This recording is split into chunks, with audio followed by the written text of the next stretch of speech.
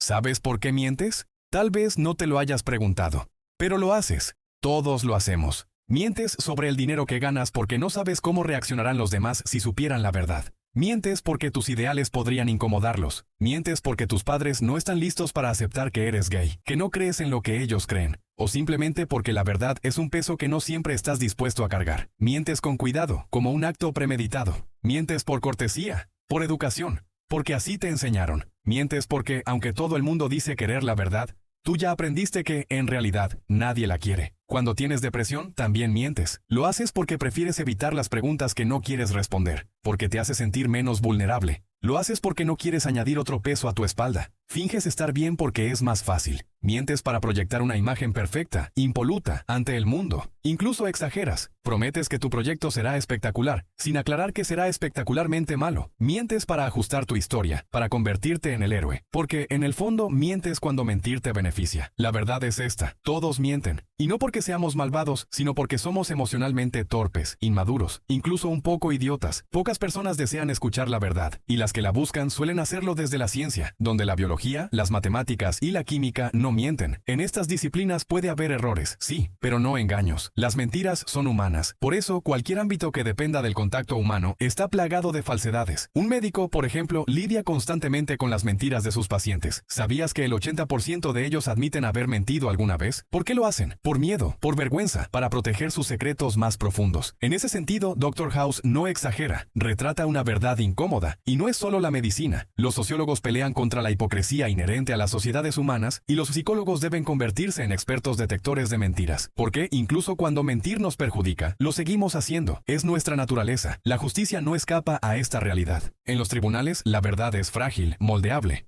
Los juicios dependen de recuerdos, de testimonios, de historias que se construyen con piezas rotas. Una prueba por sí sola no es la verdad. Es solo un indicio que necesita una narrativa para tener sentido. Por eso, la justicia es manipulable. Piensa en el juicio de O.J. Simpson. La defensa apostó por un jurado mayoritariamente afroamericano, sabiendo que esto despertaría más simpatía hacia el acusado. Aunque las pruebas fueran aplastantes, lograron sembrar la duda de que la policía había manipulado evidencias. Y sí, sabemos que la policía ha falsificado pruebas antes. ¿Lo hizo en este caso? ¿Quién sabe? Pero la duda fue suficiente, porque no necesitas la verdad, solo necesitas una duda razonable. Y no creas que puedes confiar en ti mismo. Aunque tus sentidos sean sofisticados, también te engañan. Las ilusiones están por todas partes. Alucinaciones visuales que distorsionan lo que ves, auditivas que te hacen oír lo que no existe, táctiles que te hacen sentir algo que no está ahí. Esa sensación de que algo camina sobre tu piel después de ver una cucaracha es solo tu mente jugando contigo. Pero más allá de tus sentidos, tú también te mientes. Las creencias que tienes sobre ti mismo y el mundo no son más que verdades que nunca cuestionas. Son tus axiomas personales, esas ideas que no necesitas demostrar porque las das por sentadas. Y mientras tú te ves como el protagonista absoluto de tu historia, olvidas que todas las personas que has conocido también se sienten protagonistas de la suya. Cada uno se construye con sus propias mentiras. Es lo que hacemos para sobrevivir, porque un mundo completamente honesto sería insoportablemente duro, áspero, aburrido. Necesitamos las mentiras para adornar nuestra realidad. Personajes como Santa Claus existen porque la verdad, desnuda, no basta. La magia desaparece cuando aparece la verdad.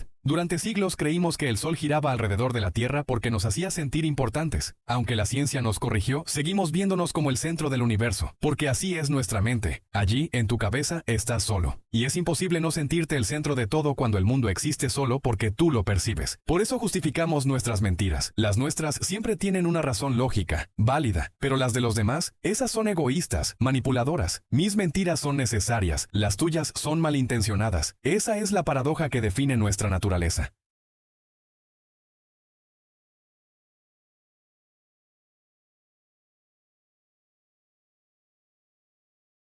¿Sabías que hay un lugar donde las personas rara vez mienten? No es en sus hogares, ni con sus amigos, ni siquiera consigo mismas. Ese lugar es Internet. En motores de búsqueda como Google, la verdad aparece sin filtros. Ahí, nadie te juzga, nadie te mira. Es solo un espacio donde, por primera vez, puedes ser completamente sincero. Aunque sabemos que nuestra información es recolectada, no sentimos que eso afecte directamente nuestras vidas. Esa ilusión de privacidad nos da la libertad de confesar lo que jamás diríamos en voz alta. Por eso dicen que quienes gestionan esta información te conocen mejor que tú mismo. Porque mientras puedes mentirte, no puedes engañar al algoritmo. Cuando usas un motor de búsqueda tienes que ser claro, preciso. No hay lugar para rodeos. Es una de las pocas ocasiones en las que sales del piloto automático y escribes exactamente lo que necesitas saber. En ese espacio puedes explorar lo que realmente te define, tus deseos más profundos, tus miedos más oscuros. Es el lugar donde los padres, por ejemplo, confiesan algo impensable, que se arrepienten de haber tenido hijos. Y sí, el porcentaje es alarmantemente alto, algo que haría temblar a cualquiera. No buscan consuelo ni quieren justificar las dificultades de criar a un niño. Solo intentan comprender que no son monstruos por sentirse así. No lo comparten con el mundo, porque ya cargan con suficiente culpa.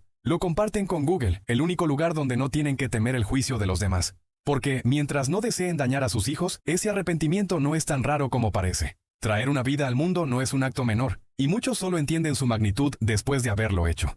¿Te gustaría saber otro secreto? Muchas mujeres tienen un vínculo inusual con los peluches, y no hablamos de un cariño superficial, sino de algo mucho más íntimo. Gracias a Internet, sabemos que algunas mujeres, especialmente en India, hacen búsquedas como ¿quiere mi esposo que lo amamante? Con la cantidad de hombres que admiten tener esa fantasía, Google podría responder que sí, pero claro, ¿quién lo admitiría en público? Mientras tanto, las preocupaciones de los hombres sobre su cuerpo siguen siendo las mismas de siempre: el tamaño. Ellas, por otro lado, se enfocan más en el olor y en menor medida en la forma. Primero, buscan si lo que les inquieta es algo común. Después, investigan cómo mejorarlo. Y finalmente, cómo abordar el tema con sus parejas sin herir sus sentimientos. Estas búsquedas revelan algo poderoso. No estás solo. Cualquier duda que hayas escrito en el buscador, ya la han buscado cientos, quizá miles, de personas antes que tú. Ese diminuto fragmento de verdad, compartido por tantas personas, crea una realidad paralela. Una que todos experimentan, pero pocos hablan abiertamente. Sin embargo, incluso en encuestas anónimas, las mentiras se cuelan. El optimismo de quien responde siempre está presente, especialmente cuando alguna opción parece más aceptable socialmente. Aunque nadie los vea, todavía sienten la necesidad de parecer mejores de lo que realmente son. Por ejemplo, alguien que no ha tocado un libro en años podría definirse como un lector habitual porque lee el periódico. O alguien que recogió un papel del suelo una sola vez podría considerarse comprometido con el medio ambiente, aunque no haya reciclado jamás. Mentimos incluso cuando no hay nadie observando, porque queremos proteger nuestra imagen. Pero, como mencioné antes, somos los primeros en mentirnos. Ahora, seamos honestos. ¿Alguna vez has buscado algo que te avergonzaría confesar? Atrévete a decir que no, porque lo que escribes en Google revela mucho más de ti de lo que imaginas. Los padres, por ejemplo, demuestran actitudes sexistas en las búsquedas relacionadas con sus hijos. Se busca con el doble de frecuencia. Mi hija está gorda, comparado con mi hijo está gordo. A las niñas, la preocupación suele ser la belleza. ¿Es mi hija guapa o fea? Aunque no entiendo qué respuesta esperan encontrar. Para los niños, la inquietud gira en torno a la inteligencia. ¿Mi hijo es inteligente? O incluso, ¿mi hijo es un genio? Y lo curioso es que, cuando hablamos de sobrepeso en general, los hombres lideran las búsquedas, pero si cambiamos el enfoque a la obesidad mórbida, las mujeres encabezan las estadísticas. Todo esto, claro, no aplica a las redes sociales, donde el incentivo para mentir es enorme. Aunque no veas físicamente a quienes te leen, sabes que todo lo que dices o muestras será analizado, juzgado y comparado. En las redes sociales, la mentira es casi inevitable. Sin embargo, a las grandes compañías no les interesa lo que dices. Han aprendido algo mucho más valioso. No importa lo que proclames, importa lo que haces. Netflix es un ejemplo brillante de esto. Durante un tiempo preguntaron a sus usuarios qué películas querían ver en el futuro. Las listas se llenaron de títulos que rara vez fueron vistos. Descubrieron que preguntar no era la solución. ¿Observar? Sí. Si un usuario había visto 10 películas de artes marciales, lo lógico era recomendarle otras 10 similares, junto con algunas que funcionaban bien para perfiles parecidos. Lo que ahora parece obvio fue, en su momento, una lección revolucionaria. No escuches lo que las personas dicen que quieren. Presta atención a lo que realmente buscan y consumen. Este principio se aplica también en los bancos. Un análisis detallado reveló que las personas que usaban palabras como Dios, prometo o hospital al solicitar préstamos tenían menos probabilidades de devolver el dinero. Estas palabras, cargadas de emoción, indicaban a menudo situaciones vulnerables o desesperadas. Expresiones como lo juro por Dios, mi familia está en el hospital, o prometo que lo pagaré, mostraban más de lo que los solicitantes imaginaban. Con el tiempo, las encuestas y los métodos de análisis han evolucionado. Hoy existen técnicas más precisas para formular preguntas, reduciendo los márgenes de error o interpretación. Sin embargo, sigue siendo 1000 veces más eficaz observar que preguntar. Esto lo explica Seth Stephens en su libro Big Data, New Data, donde detalla cómo las búsquedas en Internet pueden desvelar aspectos profundos de nuestra naturaleza.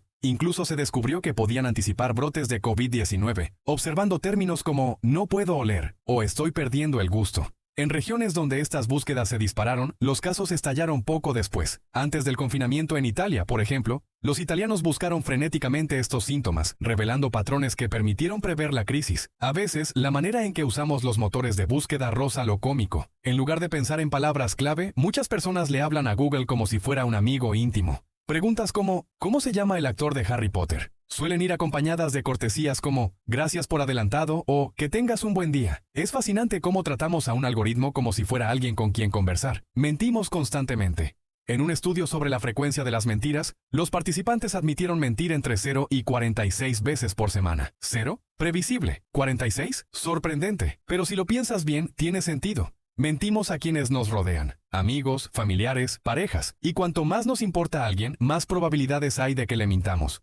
No siempre por maldad, sino porque la convivencia genera oportunidades para pequeñas o grandes mentiras que se acumulan con el tiempo. Recuerdo a un amigo que me preguntó varias veces si había visto la delgada línea roja. Por alguna razón, aunque no sé por qué, le dije que sí cuando no era cierto. No buscaba su aprobación, ya éramos amigos. Tampoco insistió mucho en el tema. Pero aún así, mentí. ¿Por qué hacemos esto? ¿Por qué decimos que el libro era mejor que la película sin haberlo leído? ¿Por qué recomendamos restaurantes a los que nunca hemos ido o exageramos nuestras historias? Lo hacemos porque a veces es más fácil, porque proteger nuestro ego o evitar un momento incómodo nos resulta más cómodo que enfrentar la verdad. Ni siquiera siempre buscamos engañar. A veces simplemente queremos evitar perder a alguien o generar un conflicto innecesario. Al final, mentimos para hacer la vida más manejable. En una entrevista, una joven con depresión explicó por qué se esforzaba tanto en fingir que estaba bien. Desde niña, intentó llamar la atención de su madre rompiendo cosas y llorando, pero nunca funcionó. Con el tiempo, comprendió que mostrar su dolor solo la hacía sentir más vulnerable. Así que decidió fingir lo contrario, que nada la afectaba. Aunque esto hacía que los demás no preguntaran, no la ayudaba a sentirse mejor. Solo le servía para ocultar su sufrimiento, no para aliviarlo. Las mentiras no son inherentemente buenas o malas. Su valor depende del contexto. Lo que unos consideran una mentira piadosa, otros pueden verlo como una traición. ¿Es ético mentir? Depende. ¿Le dirías a alguien que le queda un día de vida o preferirías darle una falsa esperanza? A veces, mentir puede ser un acto de compasión, aunque desde otra perspectiva pueda parecer cruel. La mentira es una herramienta. Es poderosa, útil, pero peligrosa si se usa en exceso. Como dijo la muerte a la vida: todos me odian porque soy la verdad que nadie quiere aceptar, mientras tú eres la mentira dulce en la que todos prefieren creer.